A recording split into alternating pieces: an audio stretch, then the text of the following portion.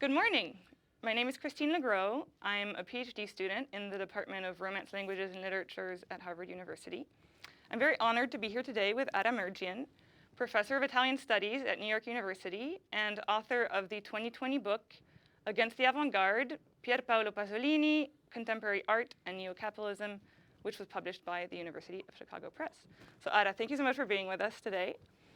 My first question regards your book's title, Against the Avant-Garde, which reveals a surprising aspect of Pasolini's work and cultural interactions, namely the fact that in addition to being opposed to bourgeois mentality, the development of consumerist culture, he also opposed the very artistic groups and avant-gardes that were trying to radically innovate and fight some of the same phenomena that worried him. And you cite in your introduction a fragment from The Ashes of Gramsci, his poem, in which he mentions, and I'm quoting here, the scandal of contradicting myself, of being with you and against you. So could you tell us about this fraught relationship that Pasolini maintained with the avant-gardes of his time? Absolutely, and thank you for having me. Indeed, Pasolini was both with the avant-garde and against it, and I'll speak to the Gramsci lines in a moment, but with regard to his relationship to the contemporary avant-garde of his time in post-war Italy, it was a deeply fraught and embattled relationship, one of give and take, one of affinity and also antagonism, to the extent that we think of Pasolini when we do outside of Italy largely as a filmmaker for which he remains best known, although to a lesser degree as a poet as well. We think of him as the consummate iconoclast, as a completely heterodox figure, out of sync with his time, but also someone who was committed to a complete revolution in cultural and aesthetic terms. And yet, as we look closer, Pasolini was in fact, at the same time, deeply iconophilic. He was attracted to, remained dedicated to painting at a time during the 60s and 70s where the very institution of painting and of figuration were under assault by the avant-garde itself. And to a certain extent, the paradox lies with the fact that Pasolini believed that the avant-garde, despite itself in the post-war period, was a kind of handmaid, an unwitting handmaid of neocapitalism, that in its strategies of opposing contemporary consumerist culture, many of which involved appropriating the very means and textures and languages of that culture in order to ironize it from within, Pasolini saw that as a kind of suicidal mission and admitting of defeat, in a sense, a refusal to bridle against the system of consumerist neo-capitalist culture rather than opposing it with the kinds of forms to which he remained dedicated, like expressivity, a kind of confessional lyricism, but at the same time, a certain hermeticism and opaqueness and again, the very avant-garde strategies which he shared with many of his contemporaries, he also used. He also, in turn, dynamized. So his relationship to the avant-garde was a deeply fraught one because, as he put it at one point, he also knew that he himself was implicated in those very forms of opposition. He called himself, and I quote, a bourgeois piece of shit like everyone else.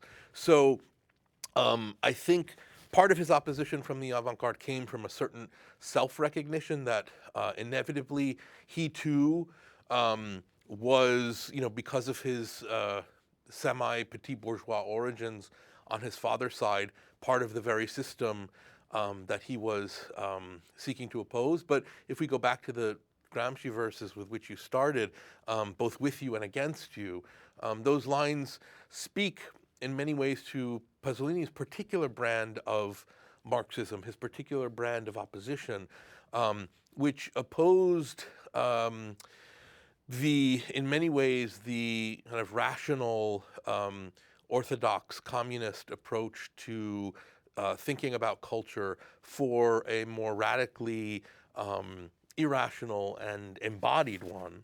And his relationship to Gramsci, as is articulated in in that poem is one, again, of both deep solidarity and sympathy, and, in a sense, antagonism.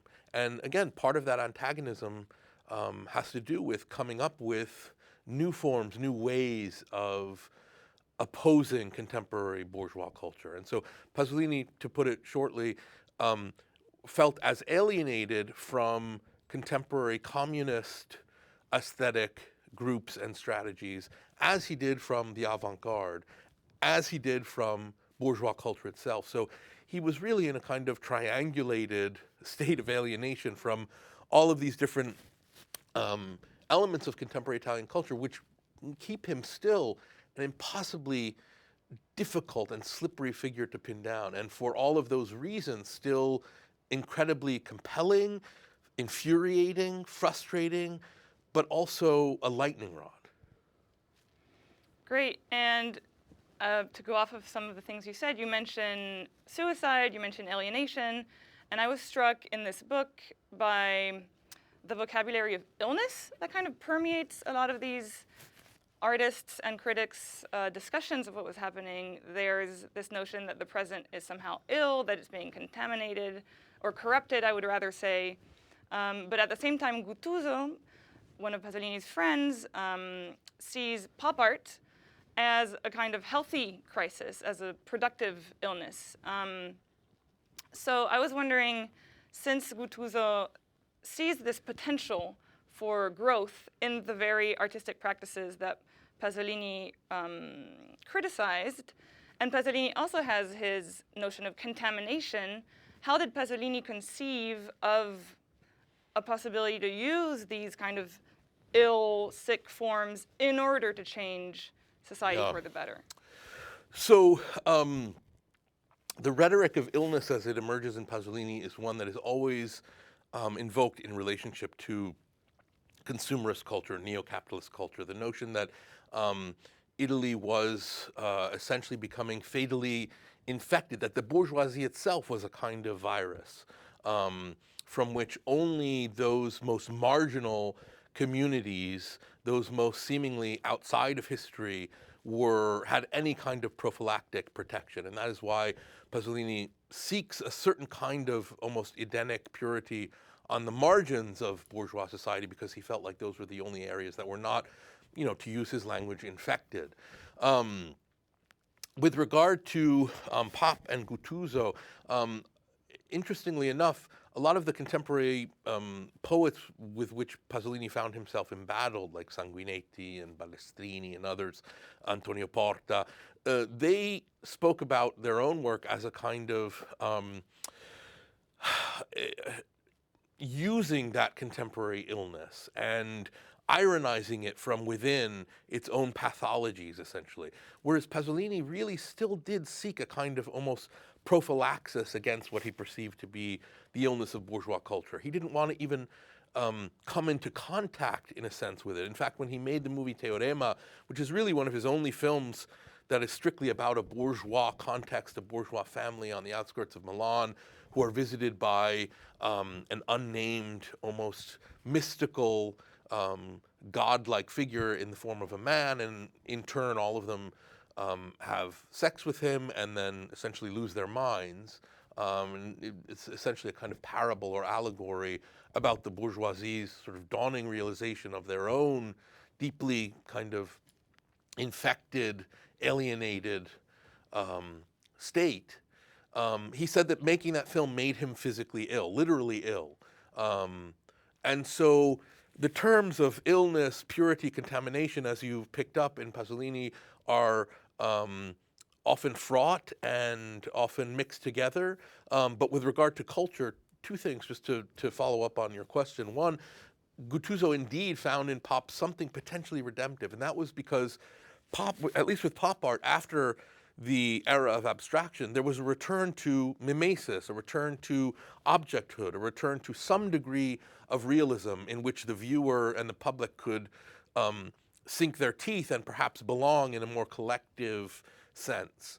And Pasolini Guttuso's remarks about Pop are somewhat ironic, right? I mean, as a committed communist, he's supposed to be completely horrified by this, what seems like a celebration of consumers' plenty and cereality.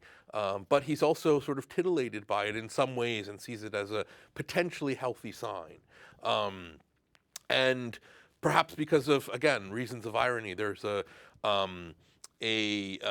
communist apparatchik, and I can't remember who exactly it was. It might have been Antonio Tamburi, but I can't remember exactly who said that Charlie Chaplin's Modern Times was actually like a documentary on capitalist America because it diagnosed, in a sense, it laid bare the mania of the assembly line and this reduction of man to a kind of automatic machine, right? So there was a similar element, I think, in Guttuso's thinking that Pop was potentially not only useful as a return to mimesis, but critical of consumerist society. And to some extent, a lot of pop art, including Warhol, is implicitly critical.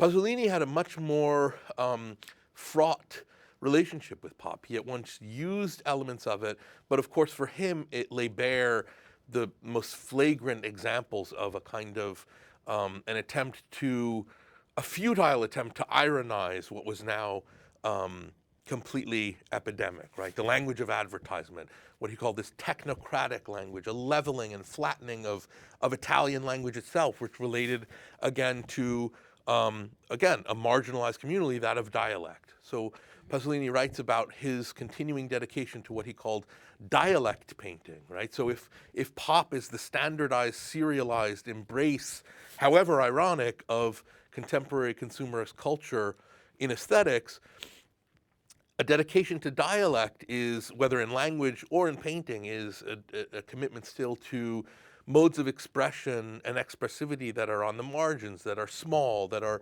from the vernacular, that are from a lingering kind of peasant class outside of history. And of course, that's a deeply quixotic sort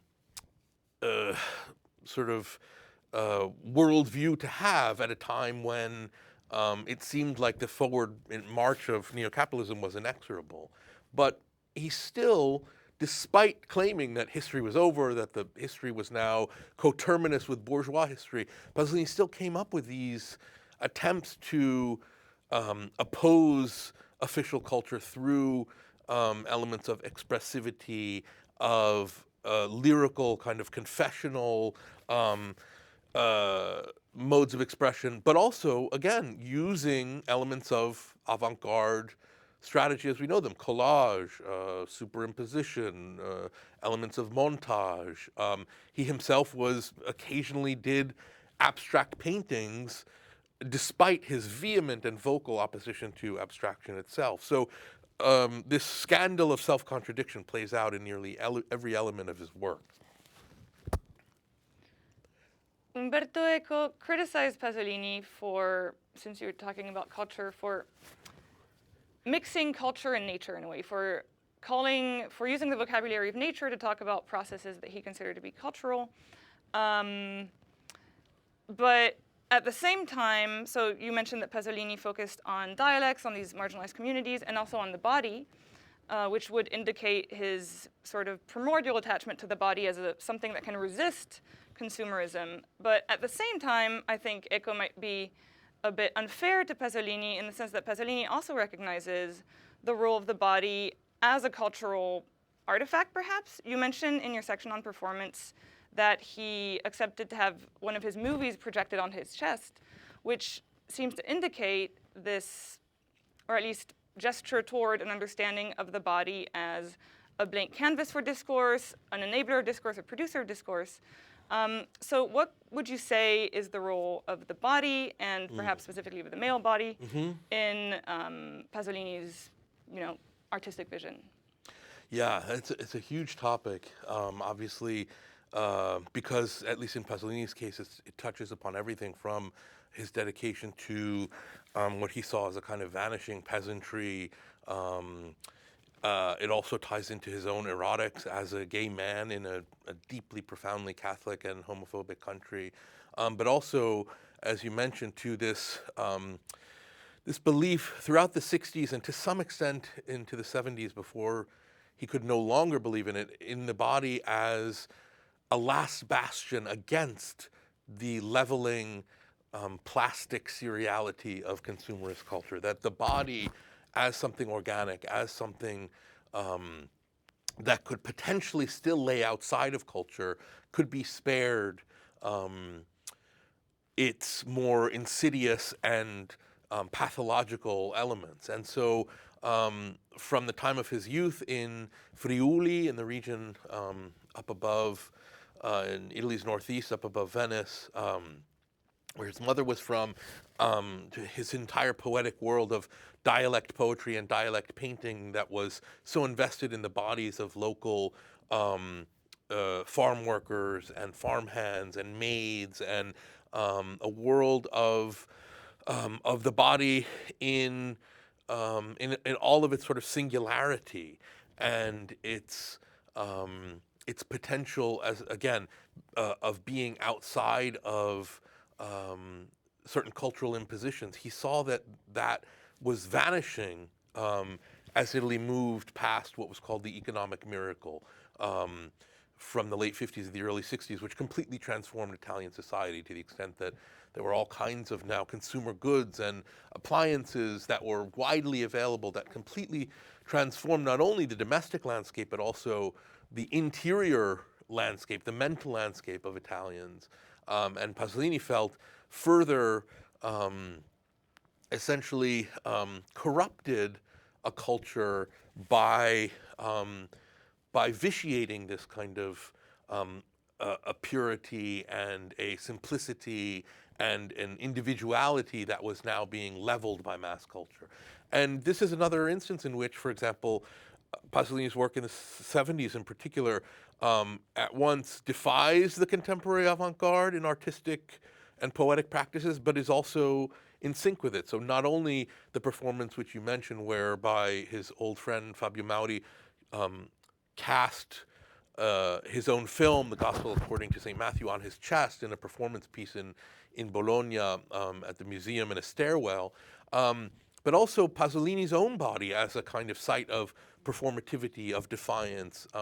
There was a kind of ebb and flow between art and life in Pasolini's world, in some ways one that he sought out himself. And he lived his opposition on the level of his own body. And of course, the most famous and consummate example of that is his own death, whereby he was murdered by this hustler, Pino Pelosi, excuse me, in somewhat murky circumstances, which now have long seemed politically charged. But the point being that his own body was a site of resistance and of opposition. And as it was for a lot of artists in the 70s who believed that, all of a sudden body art and performance art were seen as ways of bringing aesthetics outside of the gallery space, outside, taking it away from objects that could be bought and sold and commodified. So in fact, indeed, a means of active opposition to contemporary culture. And so to that extent, there were a good number of overlaps between Pasolini's work and contemporary performance art. In addition to, for example, Arte Povera, which is privileging aspects of process, of organicism, of nature and ecology. There's a great deal of sympathy in those regards with Pasolini's work. So there is a very much a dialectical and oppositional relationship between him and the avant-garde, whereby he is both dynamizing and prefiguring some of its experiments, using some of them himself, and at the same time, oftentimes vocally opposed to what he saw as inevitably all part of the same cultural institution.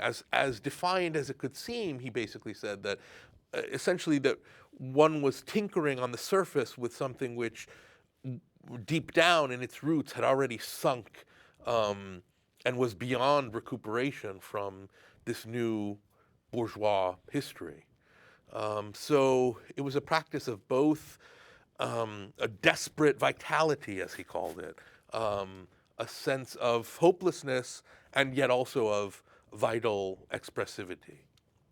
And to conclude on a note of hope and vitality, given all of these contradictions in Pasolini's work that are in fact a form of productive interaction really with the world around him, you conclude your book discussing the legacy of Pasolini's work in contemporary art across the world. Do you think there is a specific aspect of Pasolini's work that is particularly productive for artists today? And what might that be? And is this something that Pasolini would have anticipated? That's a good question.